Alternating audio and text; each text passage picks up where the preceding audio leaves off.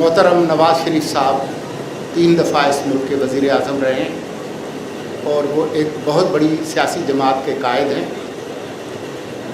वो जब गए थे तो जेल की दीवारें तोड़कर नहीं गए थे।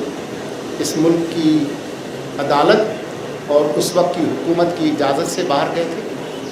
नवाज शरीफ की वतन वापसी पर सब कुछ कानून के मुताबिक होगा। निगरान वज़ीर इत्तलात मुर्तज़ा सोलंकी कहते हैं कि साबिक़ वज़ीर आज़म नवाज शरीफ की वतन वापसी पर सब कुछ आइन और कानून के मुताबिक होगा। कराची प्रेस क्लब में सहाफ़ियों से गुफ्तगू करते हुए मुर्तज़ा सोलंकी का कहना था कि निगरान हुकूमत एक आइनी और कानूनी हुकूमत है। हमारे इख्तियारात महदूद हैं और हम अपने इख्तियारात के मुताबिक हर मुमकिन इक़दामात करेंगे। आम इंतखाबात के इनेकाद के लिए अपना भरपूर किरदार अदा करेंगे। इलेक्शन कमीशन एक आजाद और बाइख्तियार अदारा है। उम्मीद है इंतखाबात की हतमी तारीख का ऐलान भी जल्द कर दिया जाएगा। मुर्तज़ा सोलंकी ने कहा कि कुछ लोगों का कारोबार है उलझने पैदा करना और बढ़ाना, लेकिन हुकूमत के ज़हन में किसी किस्म की उलझन नहीं है। निगरान वफाकी काबीना इलेक्शन कमीशन के ऐलान पर खुश है कि हम जल्द आईनी जिम्मेदारी पूरी करेंगे। नवाज शरीफ से मुतल्लिक सवाल पर निगरान वज़ीर इत्तलात का कहना था कि नवाज शरीफ 3 बार मुल्क के वज़ीर आज़म रह चुके हैं और एक बड़ी सियासी जमात के कायद हैं। वो जेल की दीवारें तोड़कर नहीं बल्कि हुकूमत की इजाजत से बाहर गए थे। उनका मजीद कहना था कि नवाज शरीफ जब वापस आएंगे तो सब कुछ आइन और कानून के मुताबिक होगा। नवाज शरीफ हिफाजती जमानत लेकर आए या अदालत का दरवाजा खटखटाएं, उसका जवाब मैं नहीं दे सकता। नवाज शरीफ से मुतल्लिक सवालात का जवाब उन्होंने खुद